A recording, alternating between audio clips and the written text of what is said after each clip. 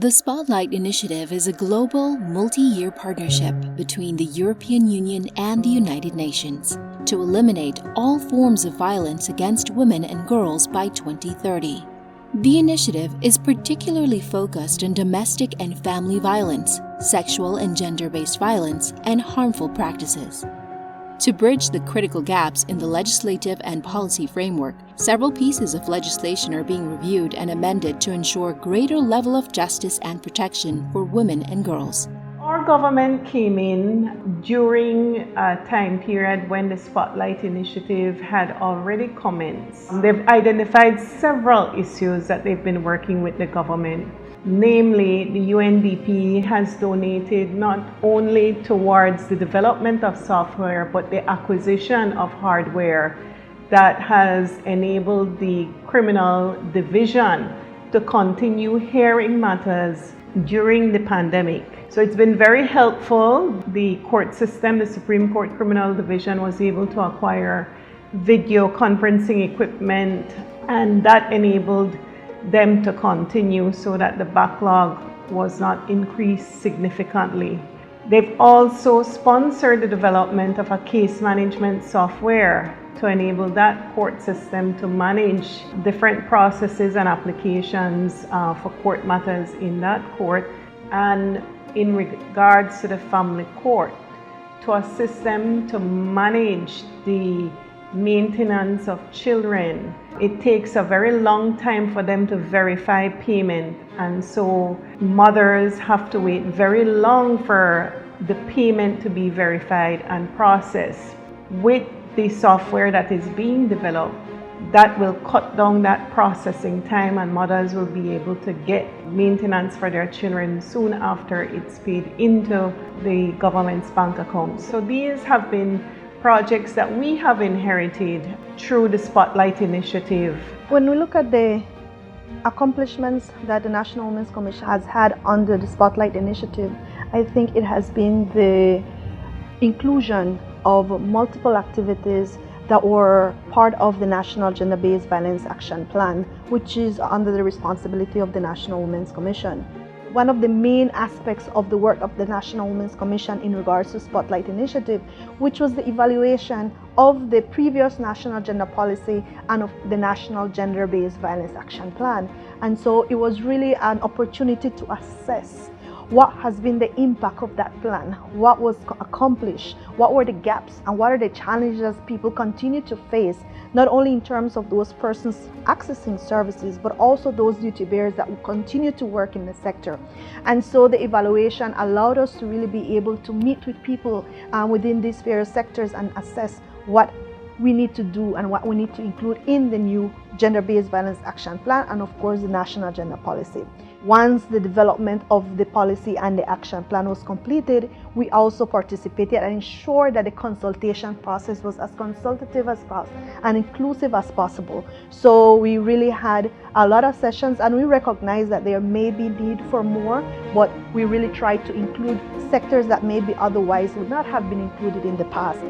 Another key goal of the Spotlight Initiative is to enhance the delivery of critical services to women and girls.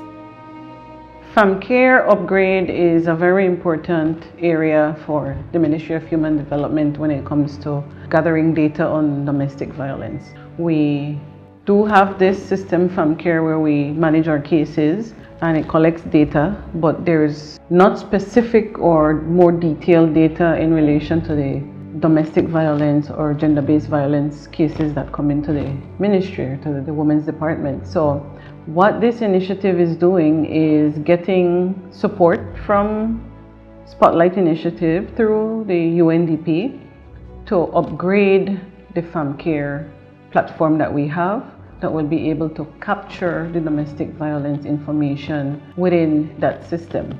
It should also be able to compare with other domestic violence or violence databases out there, because we have different organizations, different bodies collecting information, but I don't know that there's sufficient synergy.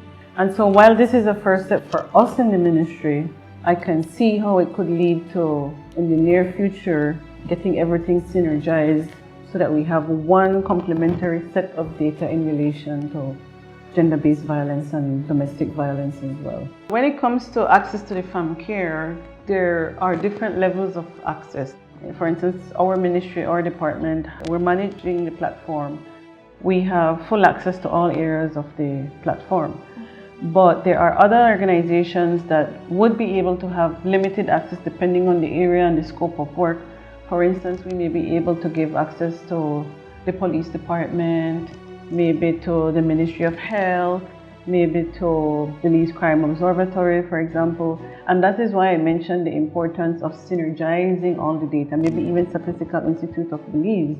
But this is a start, and I think it's a positive step forward that is much needed. The other initiative being supported by the Spotlight Initiative is the standard operating procedures for safe houses in Belize. Currently, the project covers the 3 safe houses that we have: Mary Open Doors, Haven House, and House of Dorcas. And these are homes that survivors of violence, domestic violence in particular, are able to go to in the case of an emergency or an event that they experience, and they can stay for a determined period of time and get the support that's needed there. And what it's doing is setting up standard operating procedures for COVID-19, for in the event of emergencies such as a fire, such as hurricanes, eventually developing a hurricane plan, but essentially mapping out what will be the operating procedures, so you know what to do, 1, 2, 3, and you also have the equipment and material necessary to respond. And then also eventually, as we're going into the next hurricane season, to have a preparedness plan.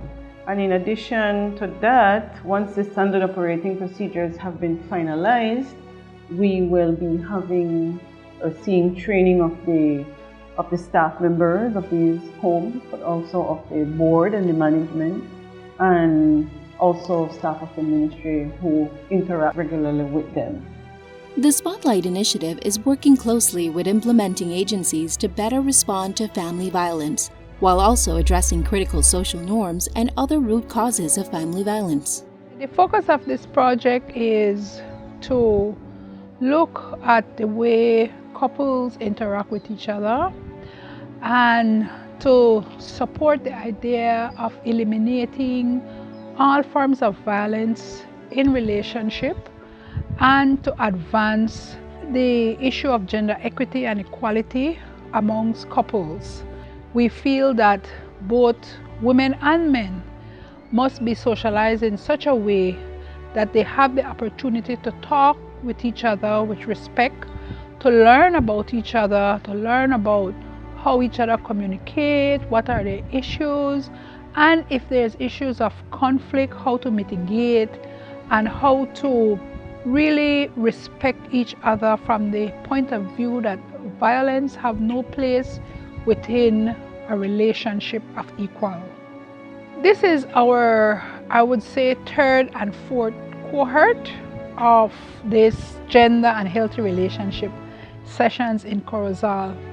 And I have to say that it has been a really positive learning experience. We are very thankful to have this opportunity to interact with couples of different ages. We have people who have been together for 30 years, we have people who have been together maybe for 20 years, we have people in common law relationship, we have people who are just dating now, and then also the older persons could also act to give recommendations, suggestions, support, because I think a lot of times people in relationship need support. It's not all about let it go until it reaches to the stage of violence and then ending. There is many steps in between that you can take to support positive relationship. We were able, through the different aspects of the Spotlight Initiative, we were able to reach out to the different communities, the different villages. We also had people who came into Dangrega that lives in the surrounding villages to benefit from the program. We targeted couples that are together. However, where we couldn't get people to come as couples, we still encourage individuals to come, because we felt that the information that we were sharing would be beneficial even if you're in relationship or in between relationship. Also, one of the things that we did is that we had a cohort of persons who are in same-sex relationship in Dangriga, and I felt that that was really beneficial to those persons who came to the program, because it was a safe space for them, especially those in same-sex relationship that face discrimination and stigmatization sometimes by the wider community.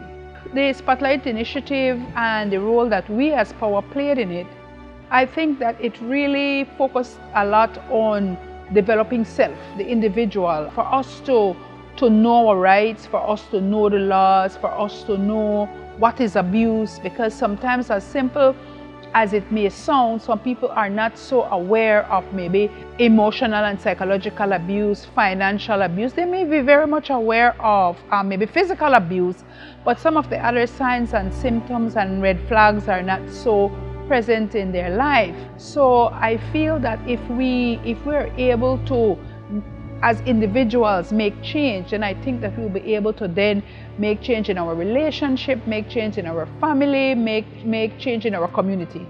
We all know that gender-based violence is recognized as one of the most serious forms of human rights violations and as a major public health challenge. To help accelerate progress in preventing and ending violence, we all need to work together. This is exactly why ESCLAN and the National Women's Commission started the project Engaging Men and Boys, with support from UNDP Belize and the Spotlight Initiative. Over the past year, we accomplished various activities, which include a United Nations General Assembly side event to bring awareness to the project. A workplace curriculum and youth toolkit were then created to conduct trainings around the country for workplaces and youth organizations. And finally, a public awareness campaign was created to promote gender equality and positive masculinity messages. Men, women, boys, and girls have the opportunity to reflect on their attitudes and behaviors, where they share their personal stories, both happy and sad, that have touched us deeply. We have learned so much in these trainings and have received so many positive evaluations and responses. It has been such a meaningful experience to see the change taking place right in front of our eyes. Both men and women have learned so much about gender equality, healthy masculinity, managing anger, and what it means to be accountable in these sessions. Training with over 10 workplaces and youth organizations has been completed, with over 300 men and boys participating in the training sessions. The Engaging Men and Boys project has only skimmed the surface of this very important work, and much more training is needed in Belize.